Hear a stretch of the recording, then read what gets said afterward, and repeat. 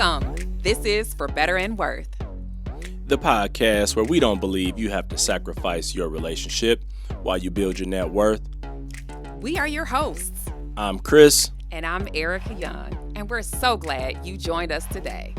All right, y'all, come on. Let's get into it.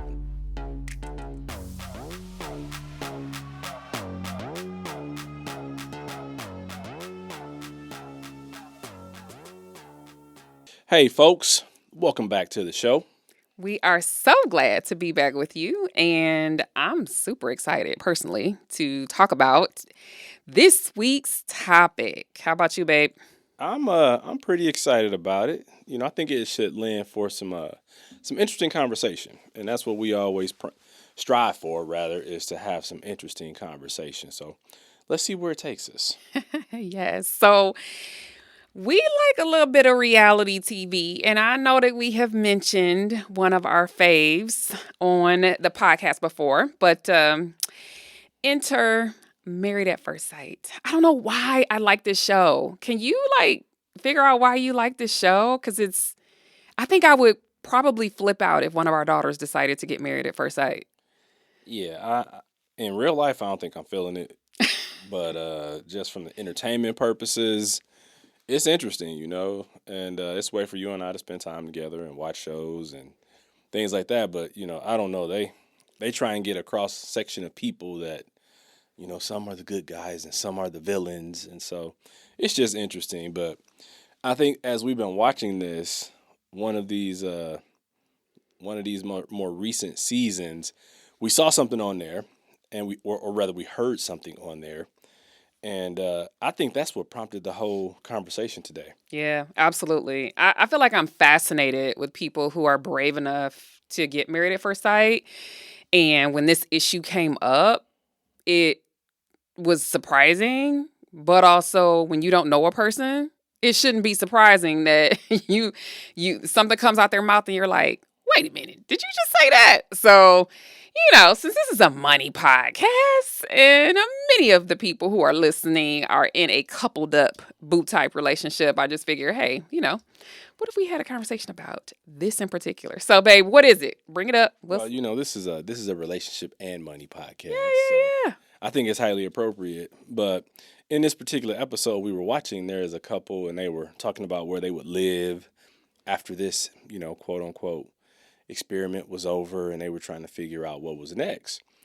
And the wife in that scenario was a realtor, and she took her husband and showed him a home that she really liked and thought that's something that they could do. But, you know, it was like a multi-million-dollar house, first of all.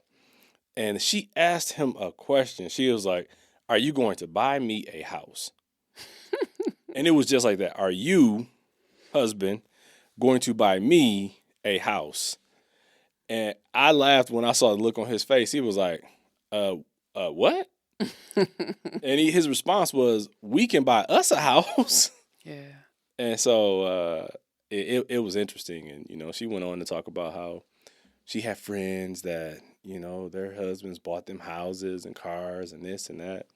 And so I think this opens up a very good conversation, you know, and what do these types of demands do to relationships? And it really comes down to, is my money, or is my money your money, and your money is your money? That part right there, right? So it is the thing that really rose up in me is the fact that sometimes people get it in their head that all the money is theirs and they can do whatever they want with all of the money without regard for other parties who have added to the money. So she was spending his money for something she want and demanded it. Like, "Are you going to buy me a house?" Like, well, hold on. Aren't we both living there? First of all. But I think it was also the manner in which she said it, the tone in which she said it. And it was a demand that I thought was really interesting. I think if we even just put the show aside, and, you know, that's a starting point, but even if we just put the show aside, I think there are people out there in, you know, marriages or couple relationships that somebody feels this way. Yeah. Like, are you going to buy me this, or are you going to do this? Especially if there is a difference in pay or anything like that, because then one person begins to think that, well, you make more money, you should spend more money on me. I should not have to contribute as much. But I really want to go back to the question, when you think about those types of demands, what do they do to relationships? Let's just kind of sit there for a minute and talk about that.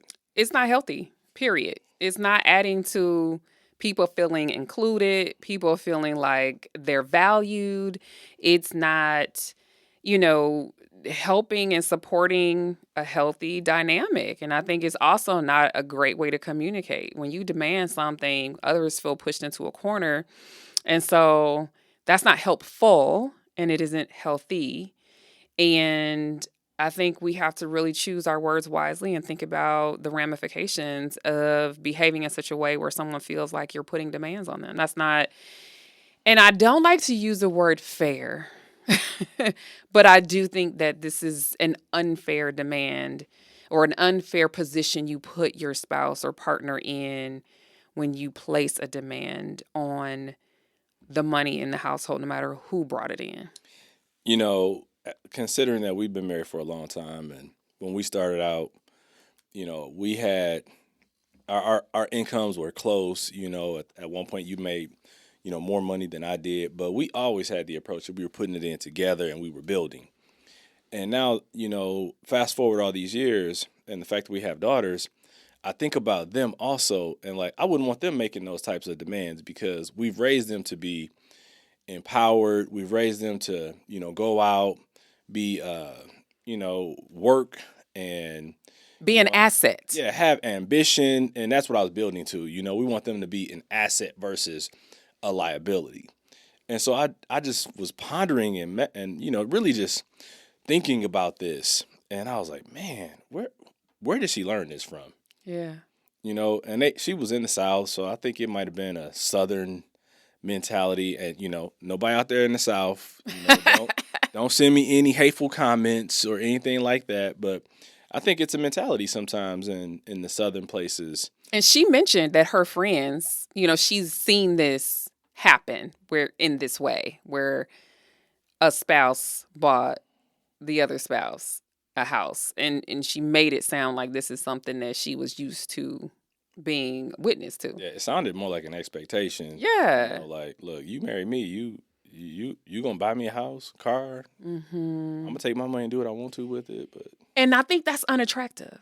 Like, I honestly think to have, and I'm going to use that word demand, to have demands on someone else, that's unattractive. Like, I think it's also because I value teamwork. I think teamwork is where you really excel and win and everyone feels included. So I'm much more of a collaborative person versus you got to do this for me. Like, that's not cool. what the saying go? Teamwork makes the dream work. It does. And if you're dreaming together, then you should be teaming together. Yeah. And teaming to me means that if you're going into a relationship and you want to be equals, there's a division of labor and there's a division of this or division of that. And it all really is to work together. Even if you're dividing labor, it's so that we can collectively accomplish whatever the goal or task is. If it's caring and cleaning for the home, if it's whatever it is, you're trying to do it for one common goal. Mm-hmm. It's not, well, you go do this and I'm going to sit here and eat popcorn and watch TV while you clean the house. That's not right. Mm-hmm. That's not fair. So people can't you do it on one side and exclude the other part. Right. Because oh yeah, we can collaborate in a team and do all this stuff and everything but money. And it's interesting because I think that the spouse on there, the husband, he probably could have been like, well, what you gonna do for me? Right. Like, so, right. Like, and all things in a relationship are not always 50-50. But I just thought the manner in which she said that just, really the assumption that was made is that I don't have to participate in the actual purchase of the home because you're going to do the work, the heavy lifting financially and otherwise to buy it. And specifically, she said for me and not us. And so I was like, wow, that's quite interesting. So, It goes back to early on. We heard from one of our old pastors a long time ago Marriage is about giving up your right to be right. Mm-hmm. Everybody wants to dig their heels in the sand, and this is my position, and this is, my right. But marriage is really about, embracing the needs of the other person and trying to care for them. And in an ideal situation, they will reciprocate that Mm-hmm. because they'll be thinking about you. Like if I'm thinking about you, I want you to be thinking about me. And in a, like I said, an ideal situation, it works both ways. And then I want to bring to the table because sure, I want to provide for you, I want to make you happy, all those things. But then I want you to bring to the table also because I'm all about, girl, go out there and get that money. Yeah, that little swift tap on the butt, like, come on, girl, let's go. Like, look, come on, psh, you don't go and get out there, Let's go get get it. them checks. Get them checks. Right, make that money, girl. So, what expectations do you feel are reasonable to have? Because this sounds like something that is unreasonable, definitely in the way that she said it. But what do you feel like is reasonable to expect? Okay, so I think I'm gonna start with this particular example.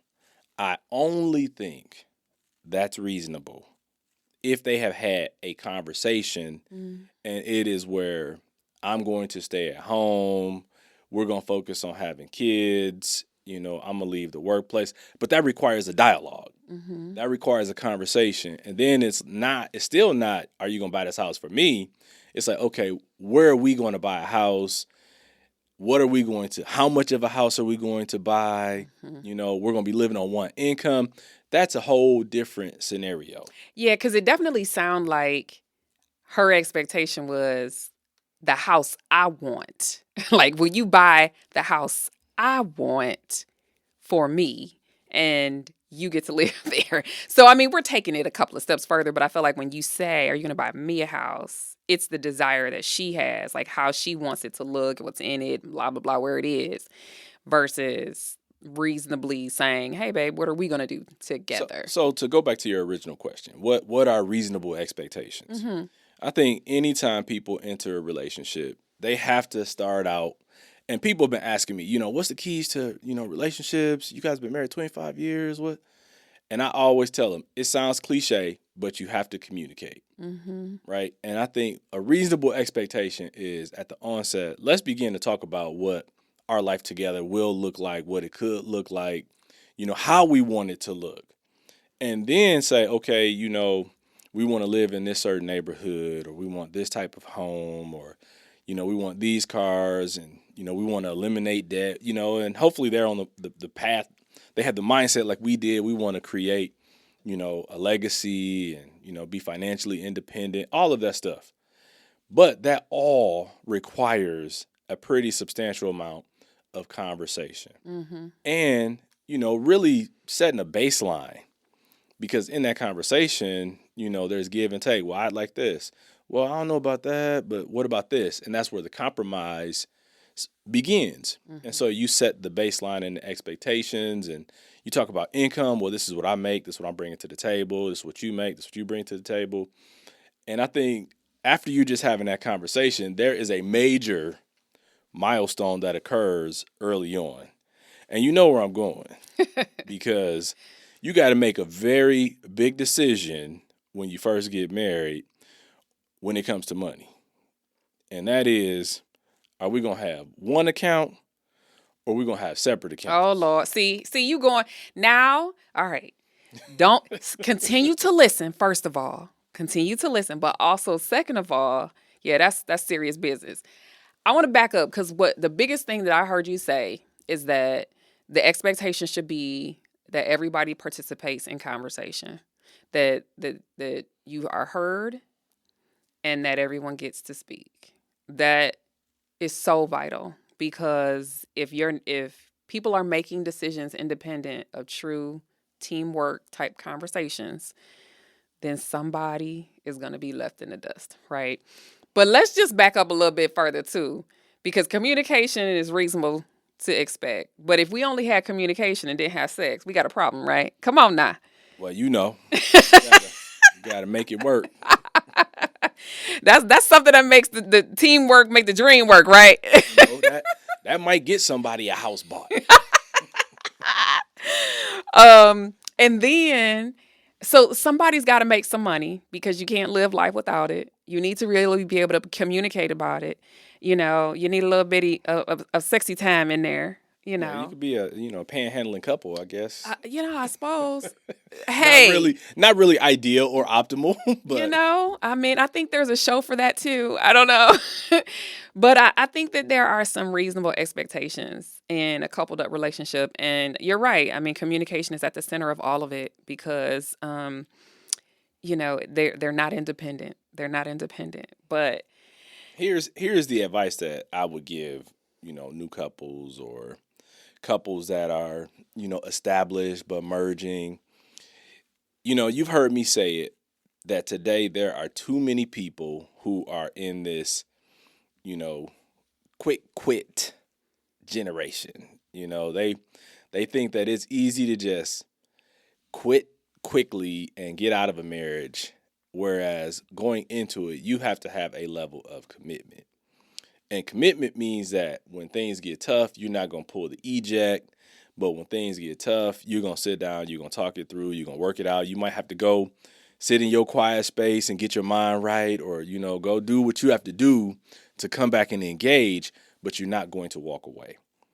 And so I think going into it, if you have that commitment level, then you start to work things out. Then you start to say, okay, what are we going to do? How are we going to manage money? Are we going to have, like I said, this single account? Because the advice that I would give is if you're in it to win it and you're in it to, like you said, be team players and partners, then I say join the money, right? yeah, Because then it's not, well, you're going to pay these bills and I'm going to pay these bills, or you pay the mortgage and I'm going to pay the car notes or whatever. It's like, look, this is the money we bring in. This is the money that we collectively have, and this is how we are going to move. And I think in that, in the budget, you establish like, miscellaneous spending where you can have your own, blow money that you don't have to give account for. I can have my own blow money that I don't give account for, but it goes into the budget. It becomes a living, breathing part of the budget. So you manage the household, you manage savings, giving, all of that stuff, but then you have your own little budget line that, Ericka can go do what she wants to with her, you know, piece of money every month. yeah. I can go do what I want to do with mine every month. So one account then is what I hear you saying. That's what I think works. Yeah.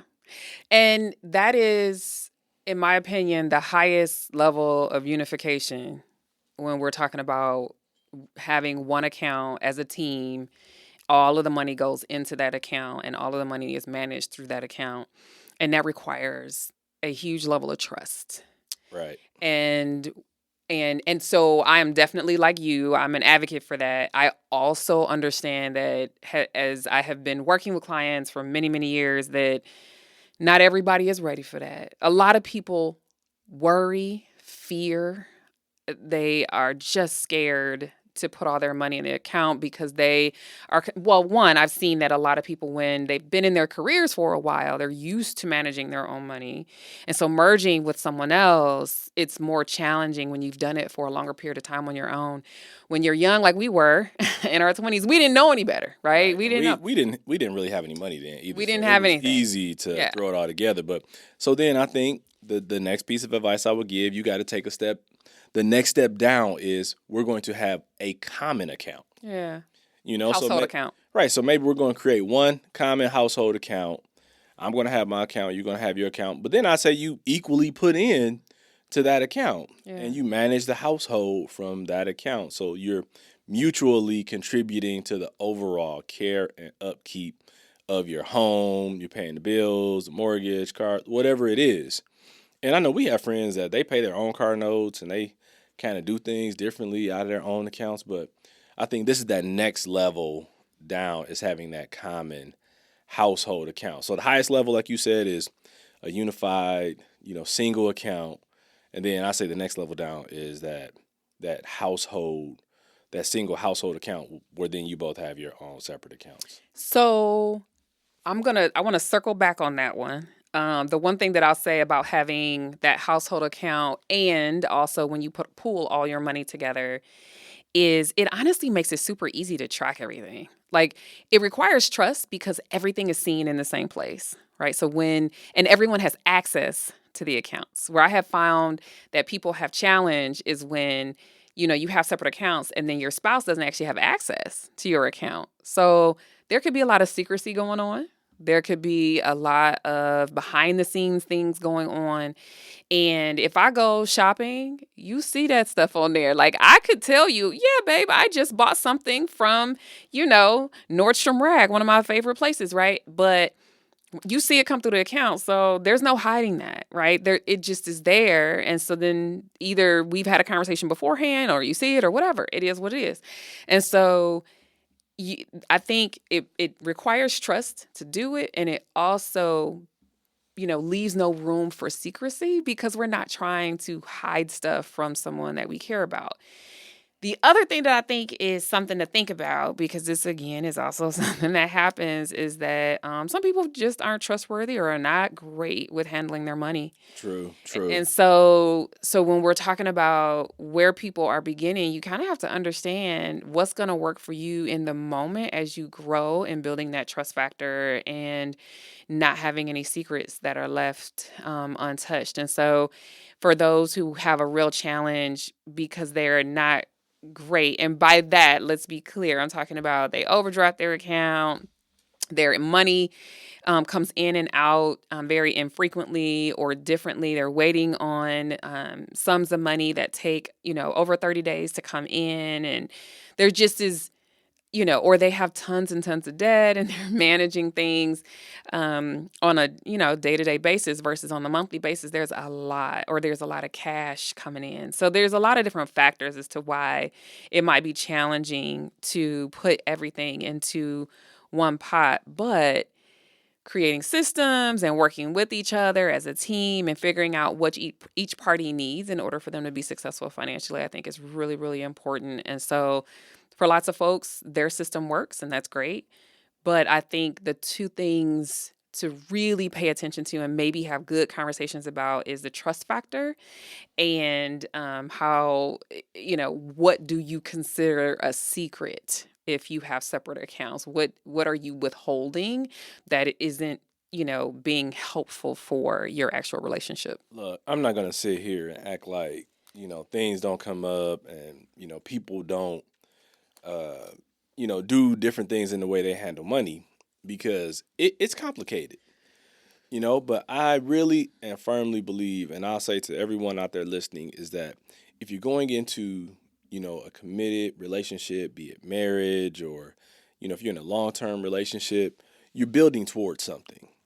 You know, Nobody's building or in a relationship waiting for the day for it to end. Right, exactly. They're like, I'm hoping this is going somewhere. I like this person. You want to spend time with them, whether you want to be married or not. There are people who don't want to be married and they have perfect, relationships. We were recently on vacation and met some people like that. Mm-hmm. And Ericka was like, "Why are you in these people's business?" I was like, "What's going on here?" Right. You dig a little deep with random strangers, and so What you are doing? What's your intentions with this woman here? there's the dad that comes out in you. But nonetheless, relationships are complicated. But I think you have to have that mentality and mindset that, look, we're working towards success. And if you're someone who doesn't manage money well, maybe lean into the other person who does manage money well, because now you're helping one another, you're an asset to one another, and that may help you get better with it. That's right. And there's nothing wrong with having one person manage it, meaning pay the bills and balance the account or track the spending and that kind of stuff. There's nothing wrong with having one person do those things. And as long as you're having communication and conversation around all of what's happening with the money with your partner, somebody might do the heavy lifting of the detailed work and the other person is an active participant in the decisions and that kind of thing. Look, moment of transparency in our relationship. That you manage the bills and the account, and I'm totally capable of doing it. But I think we actually function in different ways because I scrutinize a lot of things. I look at the account and I'm always checking, and I look at the investments, and I'm like the the credit monitor. I'm always looking like, oh, what's going on? What's this or what's that? Right. And you're working on, the monthly budget and things like that because I think you have an affinity for that. And Mm-hmm. so I release that to you, but then the things that I do, you're like, well, I don't want to do those things Mm-hmm. because you don't have the same level of scrutiny. And when we're talking about spending money, I'm very shrewd. I negotiate Yeah. and If negotiation has to be done, I defer completely to you. And there may be times when I'll question something here and there, but I'm telling you, when we need to save some money, this guy is the one. That's the man. If you need somebody to negotiate, my husband got that thing right there. look, I'd be like, don't worry about it. I got this.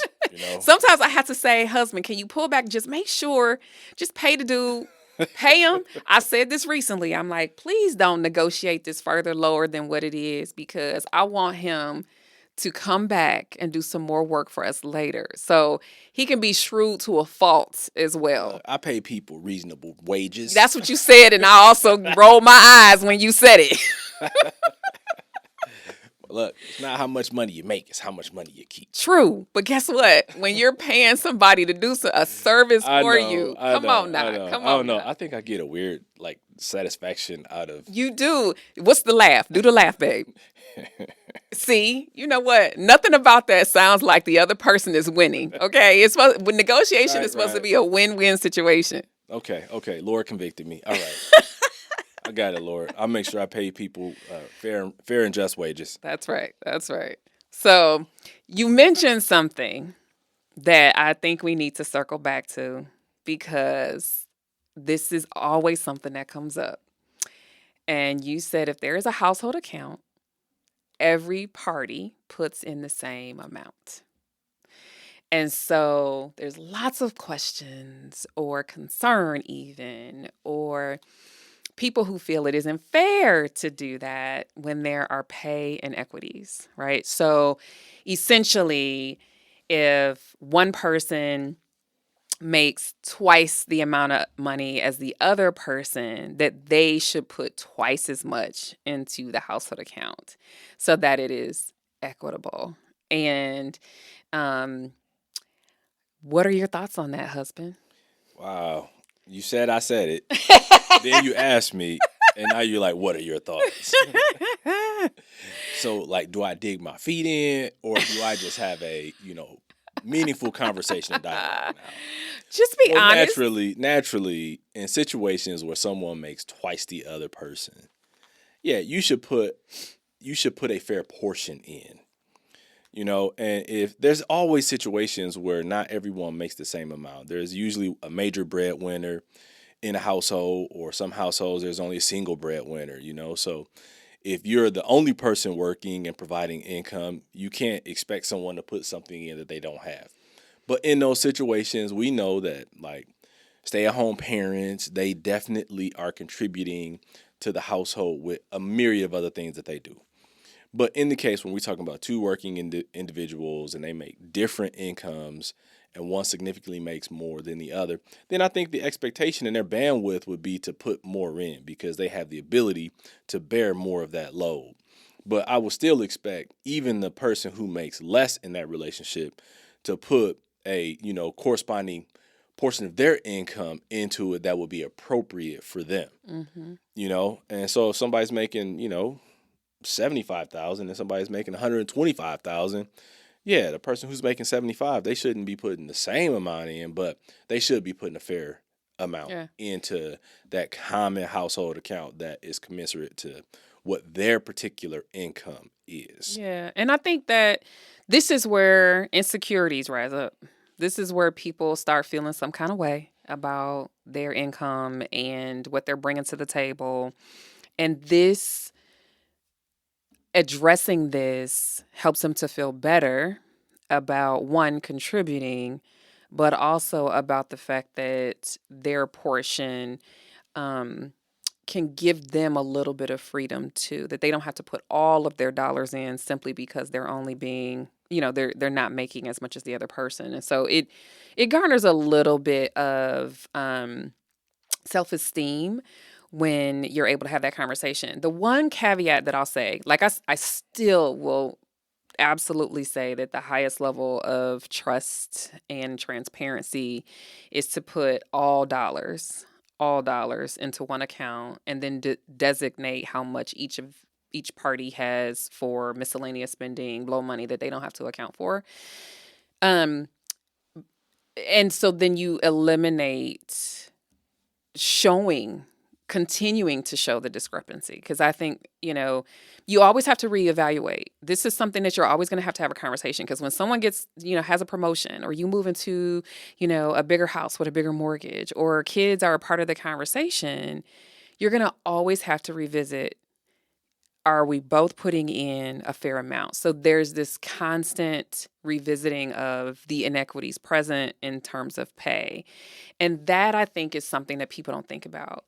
Um, I think people can also forget that the higher income earner could be putting money in, and you can access a certain lifestyle at that level. hmm But then the other income earner, by contributing, it can help you get to a slightly better Yeah.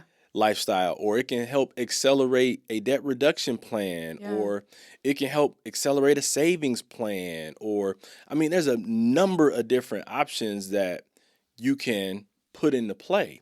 But it all goes back to my very first statement. You have to communicate about it, hmm because people won't feel, insecurities or feel these different things if you've talked about it, hmm if you become clear about it at the onset. And I know you have to shift and you have to adjust and change, but I think, you have to continue to talk through that. hmm And in talking through that, it's like, okay, well, I'm getting a promotion at work. My income's going to go up. I'd like to do this with that additional income. I'm going to increase my 401k savings. I want us to increase our, reserve savings. And those conversations can make everyone be valued. Yes. And that's what it's all about. It's about, no matter what your contribution is, you're bringing value to the relationship. And that's where I focus on that part of it. That way we don't try and diminish what someone does and highlight what someone else does just because you bring more income. You may bring more debt. Right. That part too. That part too. So Yeah. it's all relative at the end of the day, because that's why I said it has to be a partnership, it has to be teamwork. Like you said, it has teamwork, and I said communication. So if we're going into it communicating about how we're going to do teamwork, then you can come out with the end result that you're looking to accomplish. And so, one thing that I want to point out that you said that was really good, and you said it indirectly, you were talking about some of the goals that a couple might want to try and achieve. And it's easier to work together as a team when you discuss your goals together versus your separate accounts. You're doing your goals all on your own. You don't have all of the support you could get from your partner. You don't have all of the ideas. And what if, see, and I think people don't think about this either. What if your partner is willing to make your goal the number one priority and you guys work towards that, and vice versa, right? So how much more momentum can you put underneath your belt to go forward in, your savings plan, your debt reduction strategy, or whatever it is, right? Or getting that home. Like, how does splitting up your money contribute to you not reaching your goals as quickly? And I just want people to really think about the possibilities on the front side versus waiting until the end, or they're in the middle of the situation. They're like, how are we going to do this? Um, so there's just a lot to think about. And if you can have open conversations about it, great. Sometimes it works for a season and then things change. But I think that this is an area that brings up insecurities, and we want to ensure that both parties in the relationship feel, like you said, valued and loved and cared for, and not based on the dollar amount that is brought into the home. So let's stay here for a second. And another moment of transparency. I've got a question for you. So how have you weathered that, experiencing, having a higher income to the tables being turned? Yeah. So in the very beginning of our relationship, when we moved to Arizona, I had a job and you didn't have a job, and then you had to look for a job when we got to Arizona. And so for, gosh, at least a month or two, I think you Yeah, were looking for work. it might have been a couple of months initially. Yeah. Yeah. And so you were looking for work. And so for a season, yeah, I was bringing that money in. And then I think it was just a few years where um, you were making a foundation in your sales career before you started making more money than me. And I didn't feel any kind of way about it. I'm like, this is what we're doing. And as a matter of fact, that's actually one of the subjects that we talked about in premarital counsel. So I think that it's a fair question to ask. What if someone makes more money than the other? How would you handle that? And I like to flip it to test it, right? So it doesn't always mean that the man is making the most money. It could be the woman making more money. And how would people feel about that? Anyway, so moving forward, so yeah, in the beginning I was making more money, and then over time, you started making more money, and then I started a business and had to start completely over. And I'm not gonna lie, that junk sucks. Like I am built to be an income earner. That is definitely how I was made. And so it is certainly a blow to the ego when you make a good sum, and then you're doing fine, you get out of debt, and then one day God says, you about to start this business. And I'm like, what? And on top of that, leave the job. So I didn't leave my job at a time when I had replaced my income in the business. I had not done that. And so there have been lots of vulnerable moments in being a business owner, self employed, growing, and being committed to what I believe God has called me to and my passion. There have been lots of up and down moments, and I've had great moments where I've had the best months of my career so far. And then I have had moments where nothing came in for, a season, and I'm like, wow. And I've been waiting, for contracts to get paid and this kind of stuff. And so lots of emotional roller coasters. And I know it's not easy. I'll just be frank and say, I know it isn't easy. I'm thankful that we have operated always as a team. I feel like you've never made me feel less than in any way. As a matter of fact, even in some of my low moments, you show me my value. I should say low moments in business financially, specifically. You've made sure that you pump me up in terms of my self-esteem. And so, because I'm more than my paycheck. And then there are those moments where I can't tell you how many times in the kitchen you have said, girl, go get that money. Here's that check. You hit me on the button. You're like, come on, let's go. And you're excited when the money comes in. So it's a roller coaster. And because we're a team, we've been able to weather it well. I think we've been very blessed. We've been very fortunate in that you were able to go and pursue this dream of, business ownership and self-employment after we were able to get out of debt.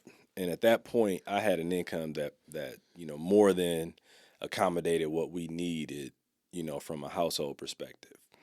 And I've been very fortunate to continue to grow and advance and develop in my career, and make incomes that have always been able to support us. But I've always been good. It's always been great because you've always added and contributed to that, and that just expedites and accelerates the plans that we have, from savings to paying our house off, which we're right there. High five. Let's Boom, go. and all of that. So that's why teamwork, communication, I think that's what has been working for us. And so we're talking to everybody out there, and we letting you know that we're pulling from the experiences that we have lived. Yeah. The good days, the bad days, the indifferent days. But at the end of the day, we've always talked it through. We've always been on the same page, and we've always operated and functioned as a team. So Yeah. take a note and just know that it can be done, and you can do it too. Yes. So, what do you want to leave with the people today? What is your make it worth it moment? My make it worth it today is that, when you enter the relationships, enter it with your full self. Enter it with a full commitment that you are going to, put it all in. You're not going to hold back. You're going to push it in to the center and say, look, we're going to make this work. And I think when you do that, it exposes vulnerability. It shows your partner that, look, I'm trusting you. I want this to go somewhere because, like I said, nobody's in relationships for them to end. They want them to go somewhere. They want to be with this person, or, they want something to become of it. And it could be marriage. It could be, lifelong companionship. I don't know.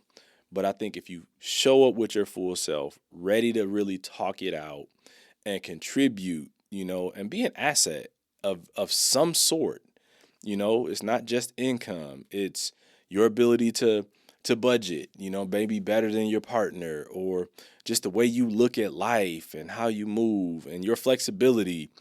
I think if you do those things, you will definitely make it worth it. Yeah. And I would add that the biggest words to work on as you're communicating is improving and increasing the trust that you have with one another, increasing the transparency, and letting go of unfair expectations that are not enhancing your ability to be a team. And so if you look at your common goals and where you guys see yourself, then that is a great place to start, but also keep that trust factor and transparency top of mind, because those are some of the biggest things that break down relationships. So we hope that you have enjoyed today's episode. We know that this can bring up some sticky points, but this is important for both your relationship and your money. So until next time. We're out. Thank you for spending some of your time with us today. We appreciate all your support, so be sure to subscribe, rate, and review us wherever you listen to this podcast. You can find us on Instagram at For Better and Worth. And sign up for our email on forbetterandworth.com. Till next time, we're out of here.